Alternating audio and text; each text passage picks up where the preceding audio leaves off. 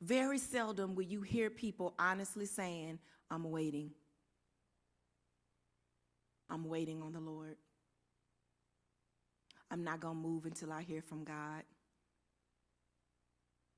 Now see, just like Jesus could hear faith and see faith, you know better. See, we can't just use, words. We can't just, say the popular saying. We can't just say it. If there's no weight behind it, y'all, we just saying stuff. If there's no faith behind what you're saying, it's just empty words. It's just empty words to say that I'm waiting on God. There is a posture when it comes to waiting on God. Sometimes in that place, you cry, you're angry, you're frustrated, you're sad, whatever the case may be, but you've made a decision that I'm not going to move. Was it Jacob, babe, that wrestled with the angel? He said, I will not let go until you bless me. And then a lot of times we have gotten misled by the counterfeit. And I need you guys to understand how important it is, because the enemy comes to steal. We know that, John 10:10, kill and destroy. We talked about that last week, that being his motive, was it operandum or motive of operation? That's what he does. And so a lot of the frustrations that we find that show up in our lives, they stay for as long as they stay because we don't know who we are. I know that sounds harsh, don't it? Because when you know who you are, you will not allow certain things. You won't allow it. I was in a Bible study a couple of nights ago, and I know when I said that, it was kind of like, I said, if you can get out when you're ready. And it got quiet. You can. What you don't realize is that you have more power over your situation than you think once you know who you are. The issue is accepting it and walking in it no matter what's going on in your life. Certain things you have to already have made your mind up about what your response is going to be. Now, some of you say, oh, Miss L, you don't know. I found myself in a situation and, I got caught up. Doesn't change the fact that, okay, as a man of God, certain places you can't be after a certain time. Certain conversations you cannot entertain. Women, too. The problem is that somewhere in our shababayan, we feel like we've gotten this superpower that now, for whatever reason, we're going to be exempt and we're going to be able to handle it. How many of y'all, by show of hands, have been in situations and you said, I can handle it, and then you discovered that you couldn't handle it? Because the flesh likes what it likes, it wants what it wants. But if you have already gone ahead of that thing, Pastor Mike used to say that all the time.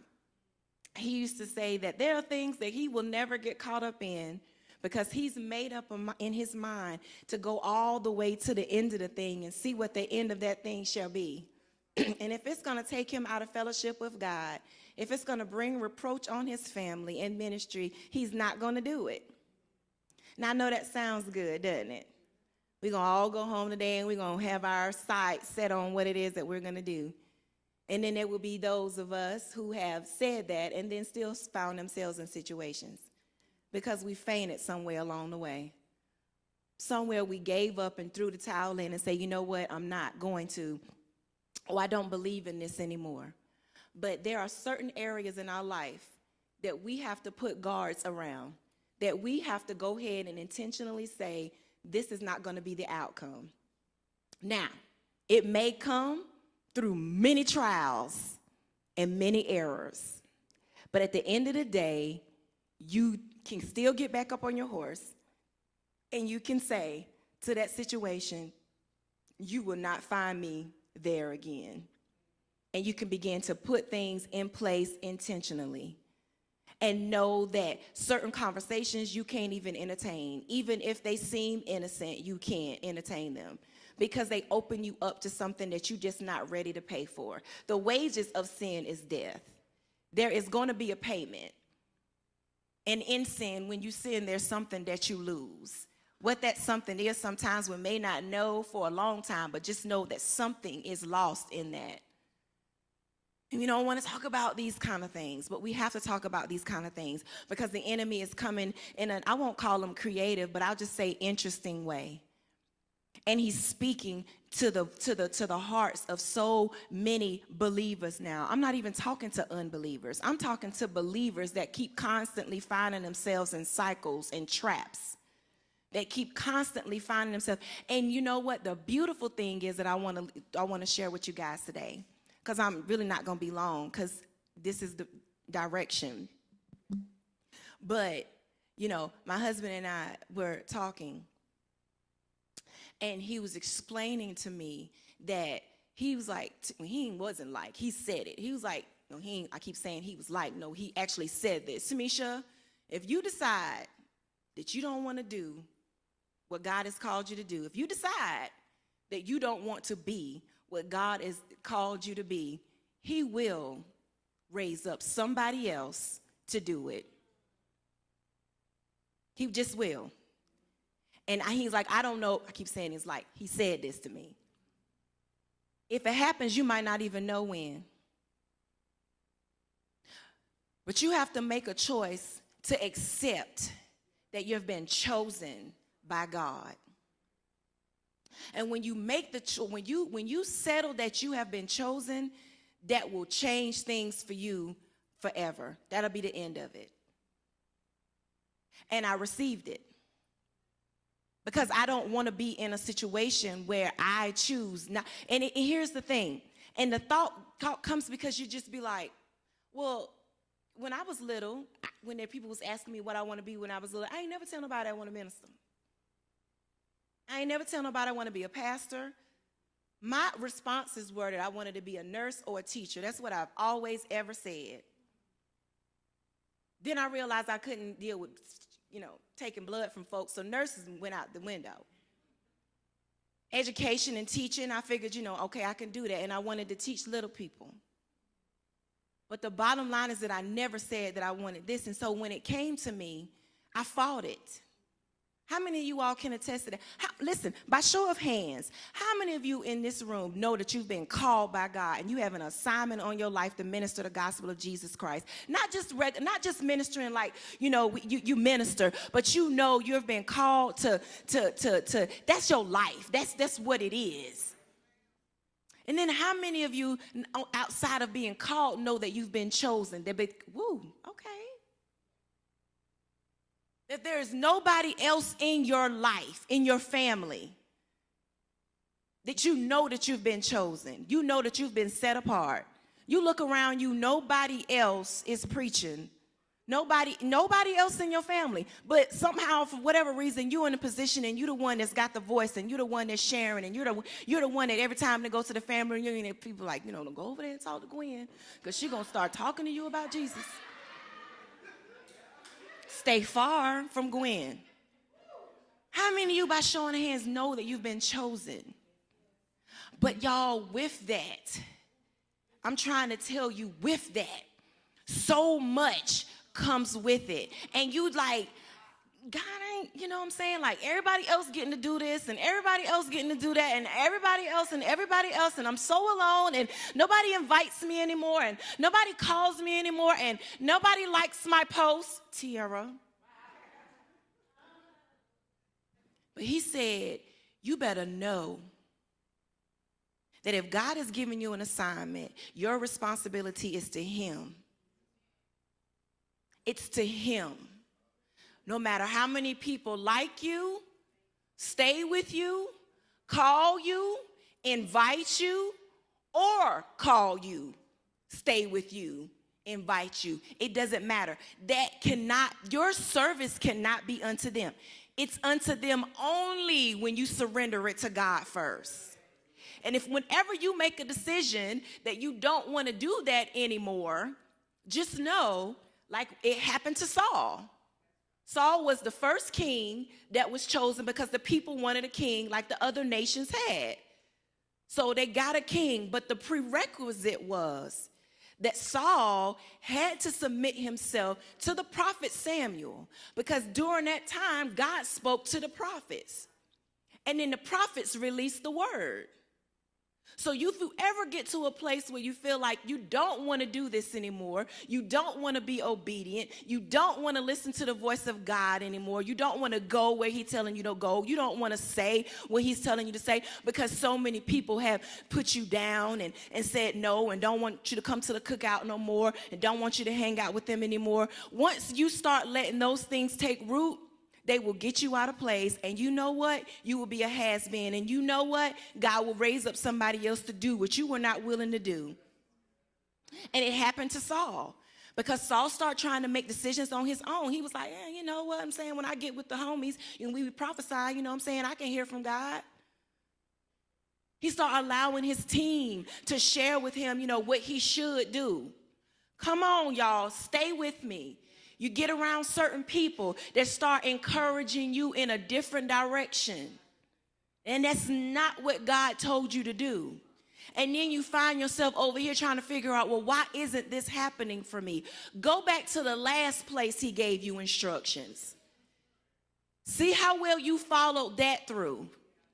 Because you will see where you missed it at. God be telling you stuff. I was talking to God the other day, and I said, God, you know, when I was dealing with some stuff, I said, and I heard God give me some instructions.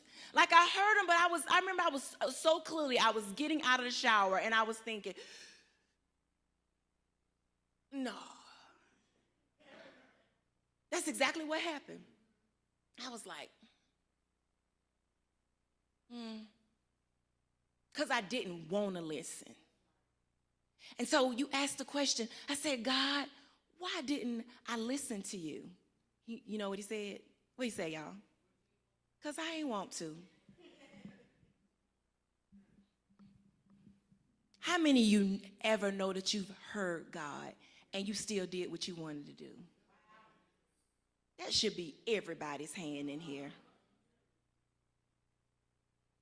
And then you say, well, why? I said, God, well, why am I listening now?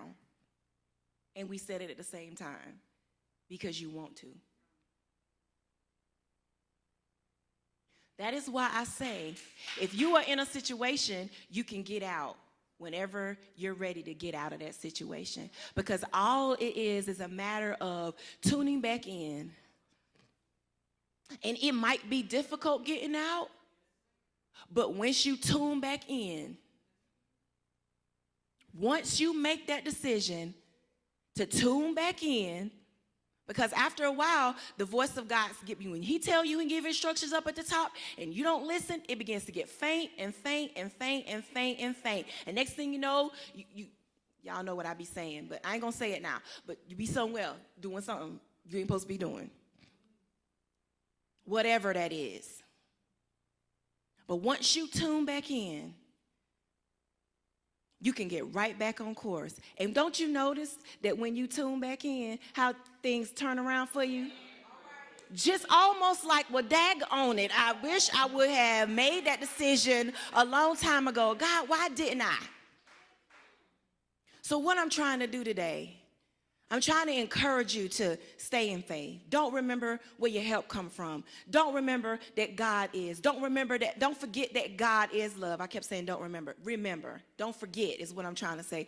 Don't forget that God is for you, with you, absolutely in love with you, sees you, cares about you, wants you, needs you.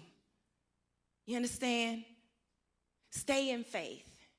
Because once you get out of faith, you are so likely to then get into what we talked about last week, offense and everything else that comes with that. And you get pulled further and further and further away. Waiting sometimes can be so challenging. But when we get in that posture and we say, you know what, no matter what, God, I'm going to stay here and I'm going to see this through, because at the end of the day, how many in here would agree that you want to please God? And so in wanting to please God, sometimes you stay in things that are hard.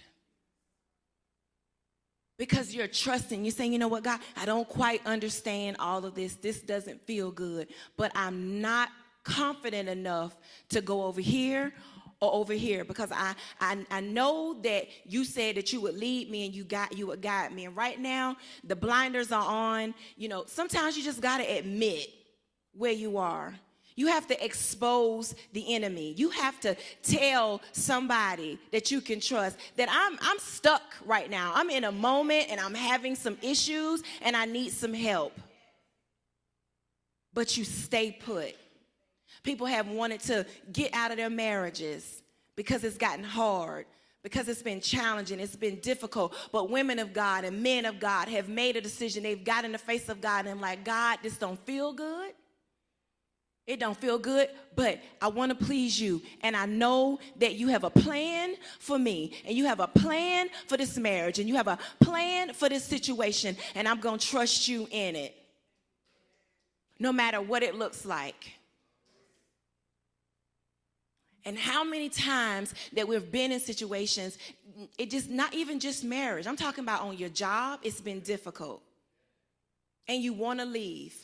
They ain't paying you like they supposed to pay you. They ain't giving the hours. They're not giving you the credit or whatever it is that's going on, and you frustrated and you want to leave. But you say, you know what, God, you're my source.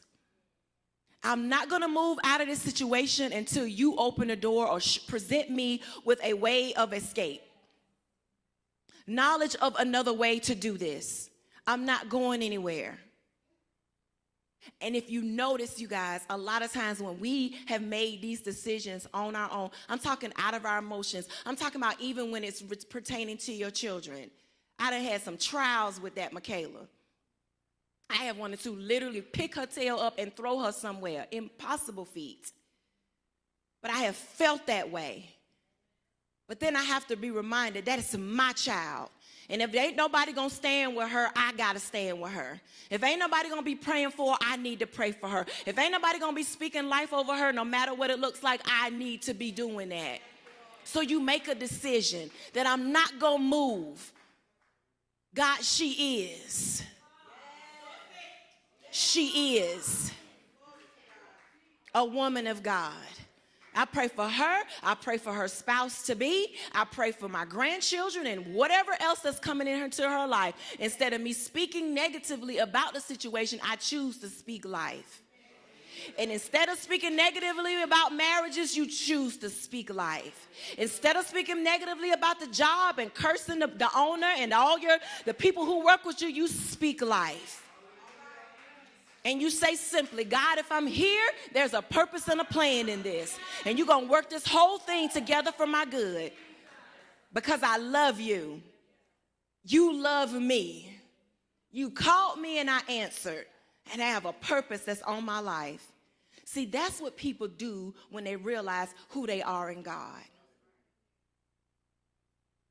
And my last little comment, we were watching a movie last night. Don't know the name of it, but it was so good. So good.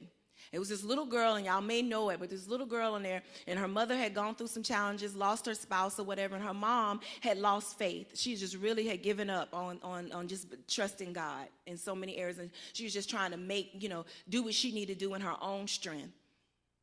But she raised her daughter in a church. She came up in the church, and she kept sending her daughter on, and her daughter had went on to this camp and everything. And while they were there, when the teacher over the camp was explaining to them about the faith of a mustard seed. And the mustard seed is a little old tiny thing. Y'all have seen mustard seed. If you haven't, go look it up. This little old tiny thing. And the teacher told her, said it may be a little old small seed, but it's been designed that once it's planted, it can grow into the most huge, amazing tree that you've ever seen. It started out real tiny, but it will grow. It's going to take some time, but it will grow. And this little girl, she believed what she was told, that she was going to plant this little seed, because they all had little cups and everything and little pots, and put the seed in there in the soil, and they were given instructions about how to take care of it. And she was watching this little plant grow. And it was taking a while, y'all. All you can see is a couple little green sprouts come up. But a situation hit her life. This little girl, a situation hit her life. And it was so devastating to her as a little girl. She took the pot that was growing. It was growing. It had some green leaves, so it was showing signs of growth. And she just busted it on the ground, and she just took off running. And I knew in that moment, I was like, how often do we do that? She didn't stay in faith. She lost heart. And she demonstrated that by taking something that she was looking to produce in her life, and she threw it all away. And how many of us have done that? We've been given encouragement. We've been given the word. We've been shown the way to do it. But a challenge comes up in our life that we're not prepared to handle, and it takes you all off course. And next thing you know, you completely are out of faith.